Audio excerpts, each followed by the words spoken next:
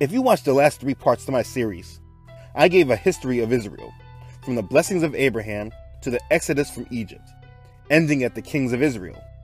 It's important to understand Israel because they are the representation of Elohim to the world, how he spreads his great name, and the people he used to bless the world. But this series is about the history of religions, and my goal is to educate my viewers about a majority of religions that bring confusion and draw people away from Elohim and towards Lucifer. I spent a great deal of time speaking on Elohim because he is the beginning and the end of the story. But in order to truly get a handle of what's going on, you must understand the enemy. Now, I do not want to spend a great deal of time on him, and I will not dedicate any time in making cartoon illustrations to explain him. He's not worth it. I'm sorry I even have to make this video, but the information is very important to understand, so please bear with me. In The Art of War by Sun Tzu, one of his strategies were know your enemy, and I agree with that. In fact, the Apostle Paul mentioned this when he wrote to the church at Corinth. In 2 Corinthians chapter 2, verse 11, it says, "Lest Satan should get advantage of us, for we are not ignorant of his devices." But the fact is, so many people today are completely ignorant to Satan's devices, which seems to be the main reason why this world is becoming increasingly more wicked. So I think it is important to understand the enemy, what his goal is, and how he attacks. Ignoring him and acting like he doesn't exist is a horrible strategy and leads anyone who practices it to be deceived. It is my opinion that the modern day church does not teach enough about the enemy. It has been disastrous for the church. Because the church knows little about him, he has been able to cause havoc within the body of Christ. But it's my testimony that I didn't realize how real Elohim was until I realized how real Lucifer was. When I found out that many of my favorite entertainers, athletes, and influencers actually worship Satan, I realized Satan's enemy must be real as well. And Satan's enemy is the God I serve, the God of Israel.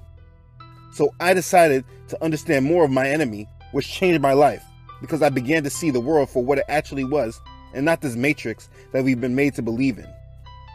So I hope this builds you up and diminishes any influence or power Satan has had over you. A famous quote of the movie Usual Suspects was, "The greatest trick the devil ever pulled was convincing the world he didn't exist." So that ends today. Let's begin. Chapter 14 in the book of Isaiah tells us about Lucifer. Lucifer was an angel. Ezekiel chapter 28 says he was a great musician, but he was created by Elohim. He did not create himself. Elohim established him. He was full of beauty and wisdom, and he was perfect in his ways when he was first created. But Lucifer got proud and began to conspire against Elohim. His heart was lifted up in his own eye because of his beauty. He corrupted his wisdom in order to promote himself in higher esteem. Lucifer created a rebellion against Elohim and recruited a third of the angels. So a war broke out in heaven. Michael and his angels fought against Lucifer and his angels. Lucifer and a third of the angels in heaven were cast down to earth. This is what a fallen angel is. Lucifer's goal was and is to ascend into heaven and exalt his throne above Elohim's. He wants to sit on the throne of Elohim, which is actually our hearts. He wants to be like the Most High. This is Lucifer's goal, and because of this goal, we have religion. All other beliefs that have been established in the world that are contrary to Elohim and his word came from Lucifer. We know this because at the foundation of all these beliefs is always someone being illuminated or receiving the light, which is actually the light of Lucifer. This is what he offered Eve in the garden. Lucifer means light bearer. Never forget his goal is to be exalted and be esteemed as the Most High. And today we are at the ending stages of this goal. This whole goal and plan is exactly what a New World Order is. If you haven't watched my video to understand it, there's a link to the video in the description below. The worst part about the whole thing is Satan knows he will lose. Elohim told him his fate, but his desire is just to draw as many as he can away from Elohim. Don't be one of them. In Revelation chapter 12, it is said that the devil, or Satan, whichever you want to call him, deceives the whole world, and he has come down to us, having great wrath, because he knows he has a short time. In Job chapter 1, Elohim spoke to Satan and asked him, "Where are you coming from?" Satan told him, "From going to and fro on the earth and walking back and forth on it." Remember, Peter says that our adversary, the devil, is like a roaring lion, walking and seeking whom he may devour. Now, how does he work? The first part I'll discuss is through religion. He uses religion to conquer and divide. He has created the belief in many gods, which is paganism. See part 1 to understand this better. Then he creates a way for others to follow and worship him. From him walking to and fro on the earth, he has corrupted most minds of men. He perverts the things of Elohim and deceives the world to worship him. So when you see Israel bowing to Baal and Ashereth in the scriptures, please know this is them following Satan. In the ancient world, it wasn't viewed as religion. It was just which god you bow down to and served and worshipped. But many religions you've heard of today spur from these ancient roots coming from Lucifer. And that's why this part of the series is important. It's important to know that it all comes from and leads to the worship of Lucifer. He's spreading his false light to the world. You already have a better understanding of what paganism is.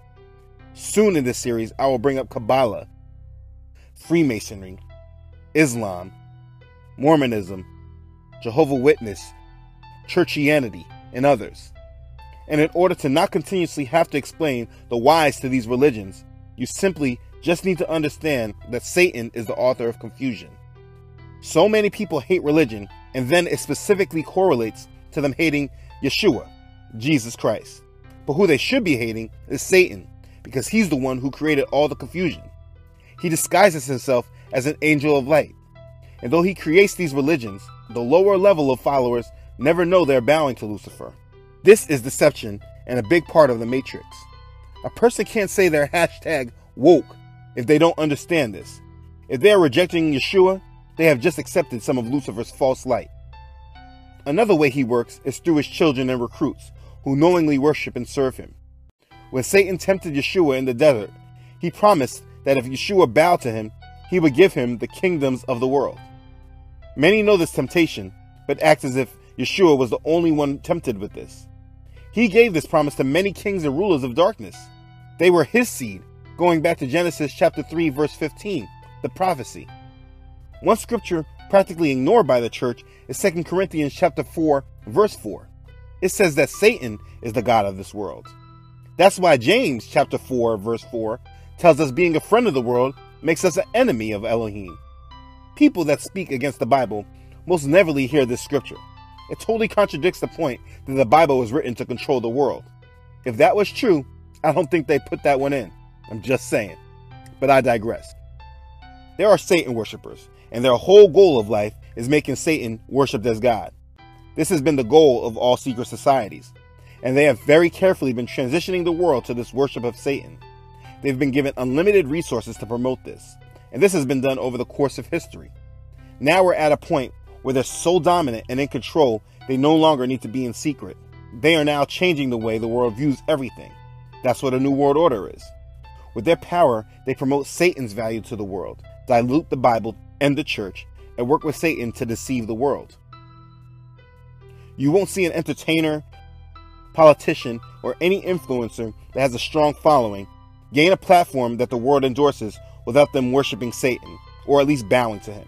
The deal is they illustrate his doctrine to the masses, and in return they are paid millions, given fame, and some receive assurances of being safe and still established when the New World Order begins.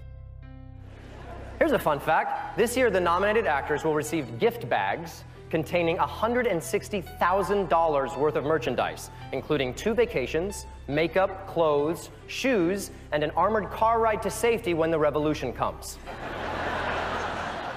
They all sell out or they're removed. Many are required to show this in some way, whether it's flashing a satanic symbol or hand sign, men wearing dresses, or doing some homosexual act, women posing naked, showing the whole world, or something else. They must show their allegiance some way. The Illuminati are real, but it's not what people think it is. The Illuminati simply are the illuminated ones. There's that light again. Remember, Satan disguises himself as an angel of light. They're simply spreading the light of Lucifer to the world. The Illuminati is a term they've used today to show Satanism to the world as cool. There was an organization called the Illuminati. It started in the 18th century. But the real power brokers of the world are in different organizations with different hierarchies. Organizations the majority of the general public have not even heard of, or of organizations the public thinks are within the government itself. Today's generation is just being marketed Satanism, and the world is seeing who and will accept it and who will not. Do you know what Satanism is? The doctrine of Satanism is very easy to understand. It's summed up in one sentence. Do whatever you want. Well, it should be, do whatever you want, just as long as it's not worshiping the Most High. This doctrine has been promoted to the rest of the world. Do as thou wilt. Look at Jay-Z wearing this shirt. This saying comes from Aleister Crowley, once designated as the most evil person in the world. Elohim has rules, and Satan's goal is to contradict each one. So after knowing all this, I'm sure you're trying to gather, what's the end game, right? You already learned he wants to be like the Most High. He wants to know where everyone is. That's why we're tracked and monitored. He wants to know what we're thinking and saying, which is why Facebook and other social media tools boast now that they can see now what you're thinking. He wants to be worshipped as God, sitting in the temple of God, which is twofold. The first temple, being our body, is in our hearts, replacing our love for Elohim with love for Him. And second, the actual temple in Jerusalem, which He will declare Himself as God. They are currently pleading to rebuild the third temple right now. Pay attention to this. Either way, this is why more people than ever need Yeshua. Yeshua is a fulfillment of the Genesis 3:15 prophecy that was said to defeat the serpent. No one makes it to the Father without Yeshua, but the world hates Him. Everyone literally has a different reason not to believe in Him. They hate the name Jesus, or His Hebrew name, Yeshua HaMashiach. There's even people who claim to love Elohim, the Most High, but hate Yeshua. Or people who totally make the purpose of Yeshua's death and resurrection irrelevant. They are all pawns. Satan is deceiving the whole world and does this through attacking us through our flesh. Galatians chapter 5 verses 16 through 26 are great verses for anyone who wants to know the difference between Satan's influence, which comes through our flesh, and Elohim's. He has many different tactics, but a major one that is being used against us is his creating tolerance for him and distractions from Elohim.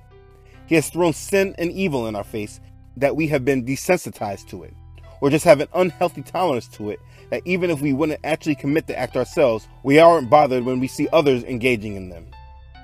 Or he distracts us by pushing entertainment in our face, or placing a spirit of worry or doubt upon us, or placing idols in our lives. These things, and many more, become distractions and remove us from the presence of Elohim.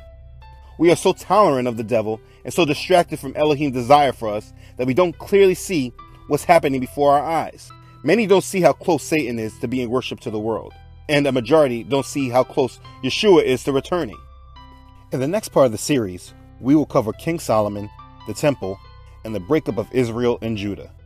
There's a lot of information from the enemy that you may not know of, like Freemasonry's claim to Solomon's temple and what Kabbalah is. I unfortunately had to cover this subject first because Satan really causes a lot of problems and confusion from this point on.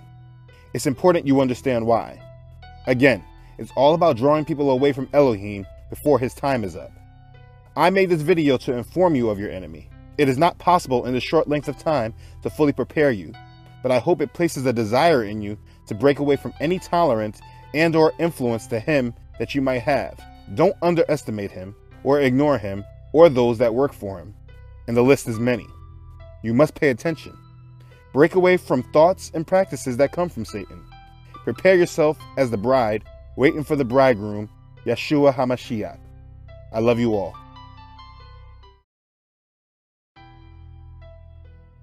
In my last video, I introduced the enemy. In order to understand religion in this world, you need to understand him because he created all the confusion. He needed to be discussed because of where the rest of the story goes. This next subject, King Solomon, is in the middle of the pack because while he is a great testament to Elohim in Israel in the beginning of his story, in the end of his story, Satan uses his mistakes a great deal to create doctrine for his story. If you do research on your own on this subject, you must be very careful because there's pure wickedness surrounding it and could be a stumbling block for those not fully grounded in their faith.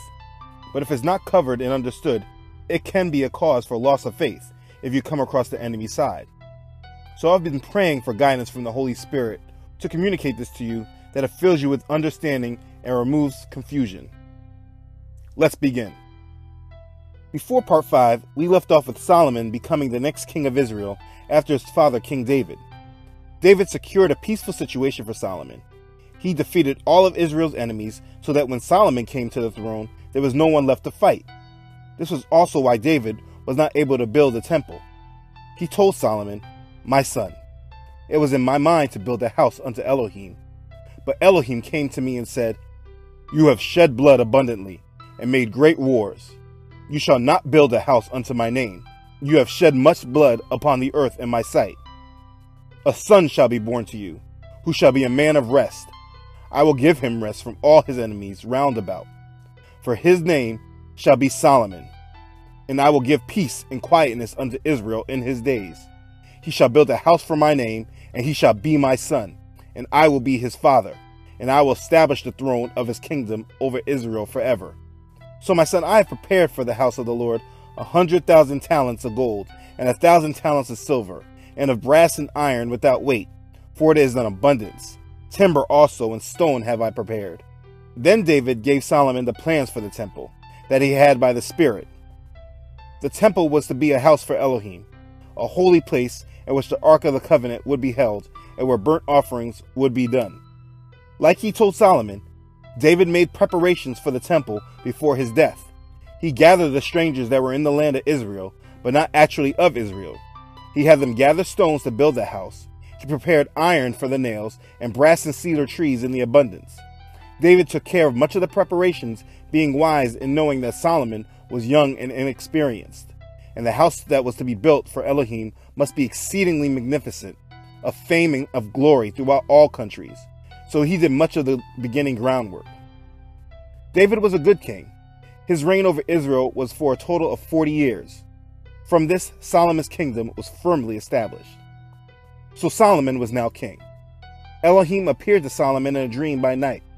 Elohim asked Solomon, "What shall I give you?" Solomon told Elohim, "You've shown great mercy to your servant, my father David, because he walked before you in truth, and in righteousness, and in uprightness of heart with you. You have continued this great kindness for him, and you have given him a son to sit on his throne, as it is this day. Now, Elohim, you have made your servant king instead of my father David, but I am a little child. I do not know how to go out or come in, and your servant is in the midst of your people whom you have chosen, a great people, too numerous to be numbered or counted. Therefore, give to your servant an understanding heart to judge your people, that I may discern between good and evil. For who is able to judge this great people of yours?" This pleased Elohim. He told Solomon, "Because you have asked this thing, and have not asked long life for yourself, nor have asked riches for yourself, nor have asked for the life of your enemies, but have asked for yourself understanding to discern justice, behold, I have done according to your words. See, I have given you a wise and understanding heart, so that there has not been anyone like you before, nor shall any like you arise after you. And I have also given you what you have not asked for, both riches and honor, so that there shall not be anyone like you among the kings all your days. So if you walk in my ways, to keep my statutes and my commandments, as your father David walked, then I will lengthen your days." So Solomon became the wisest king on earth. An example of his wisdom was when two women appeared before him, each carrying a child, one living, the other dead. One woman accused the other woman of stealing her child after hers died, and the other denied doing so. Solomon, in his wisdom, ordered the living child to be cut in halves with the sword, to be equally given to both women. The problem solved itself, as a mother that accused the woman of taking her child said, "No, just let her keep the living child. Do not slay it." And the accused woman said, "That's fine. Divide it." Solomon gave the child to the right mother, who actually cared. All of Israel heard of the judgment that Solomon had judged, and they feared him because they saw Elohim's wisdom was in him to do judgment. Solomon reigned over all of Israel. In the 4th year of his reign as king, he began the work of building the temple as a house for Elohim. Chapters 5, 6, and 7 of 1 Kings describes this in detail.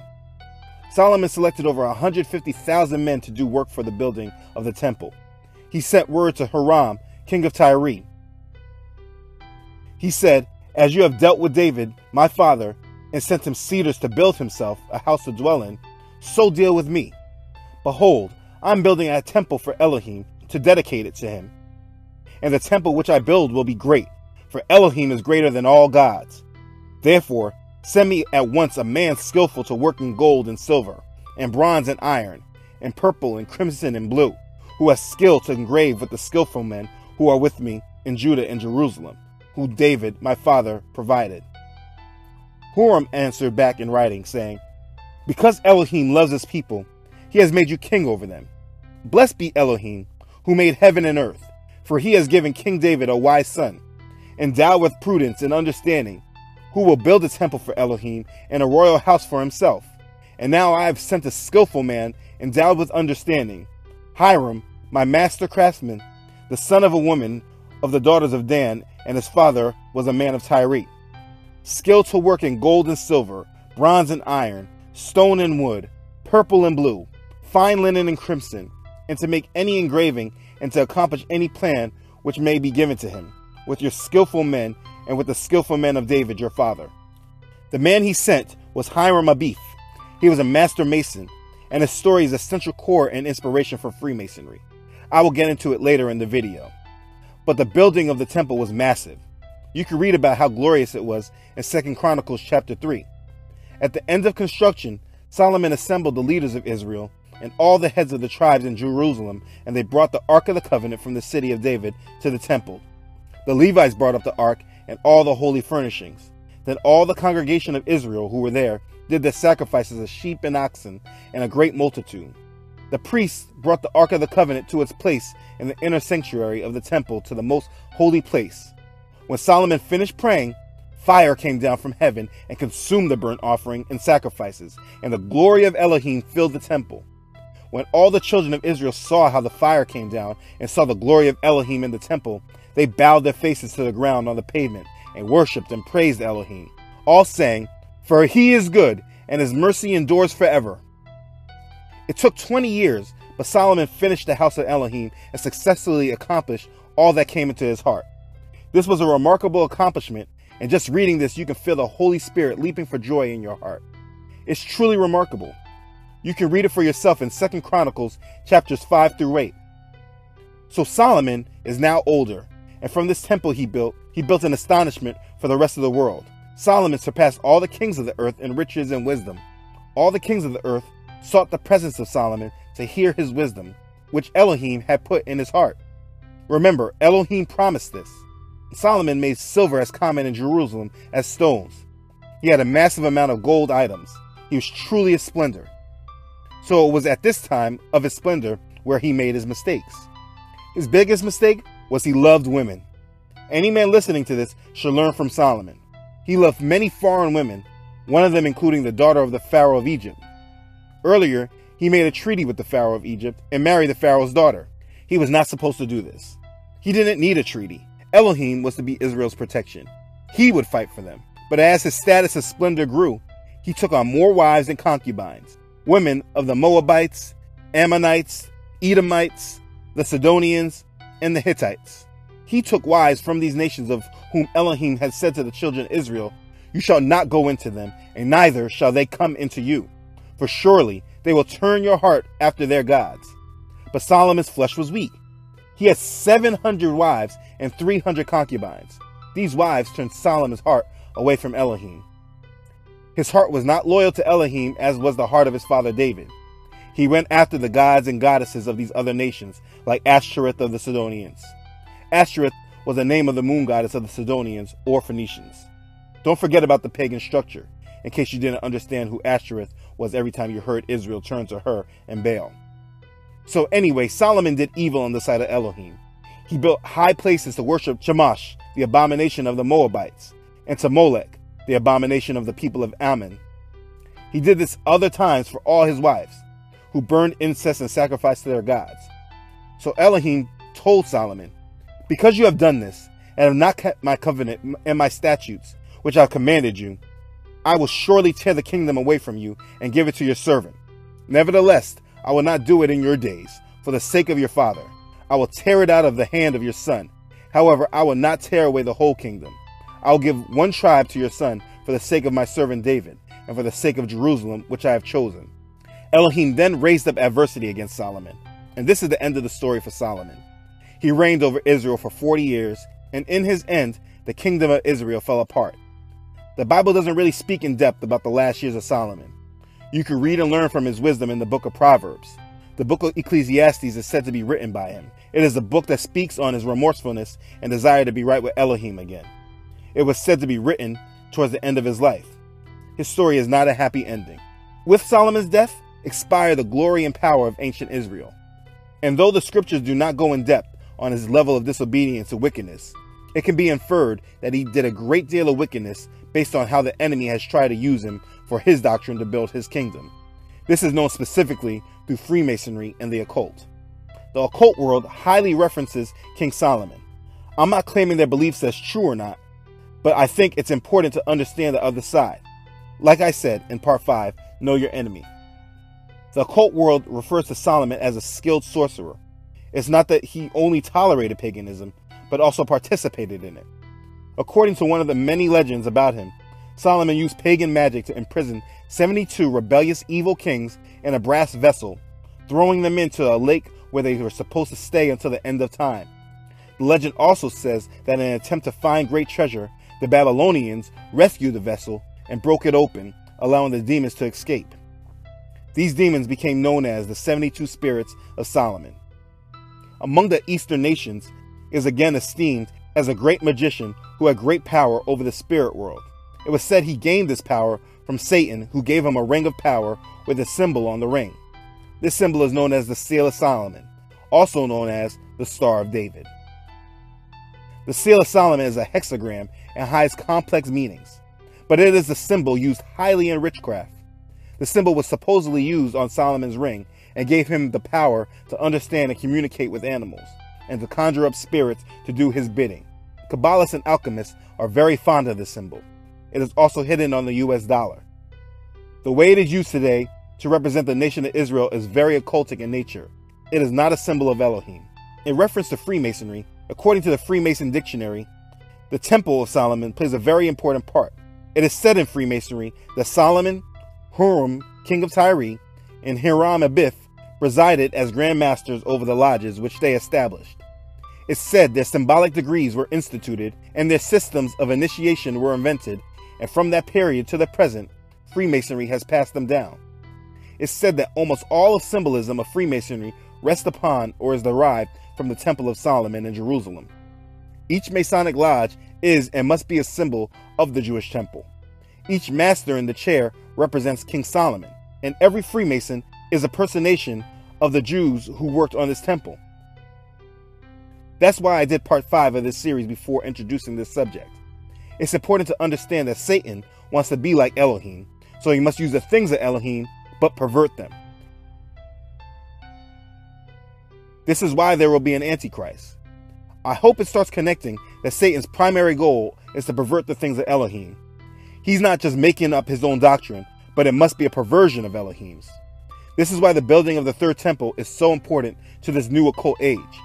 This is a goal of Freemasonry, and the events transpiring today are being orchestrated by these men within this structure of power. Freemasonry is not just an organization, it is a religion. But I will get into that later in more detail. The point of this knowledge is that from Solomon's mistake, the glory of ancient Israel went downhill, and Lucifer used Solomon's disobedience in creating and establishing his doctrine for future worship of him by his own name. Freemasonry and the occult all use Solomon as a symbol for their rebellion, particularly because of how great and important Solomon was. There is much confusion around Solomon, and my hope is that this part in the series answers some questions. This history is very important to understand. This is the last time you will hear of a united 12 tribes of Israel.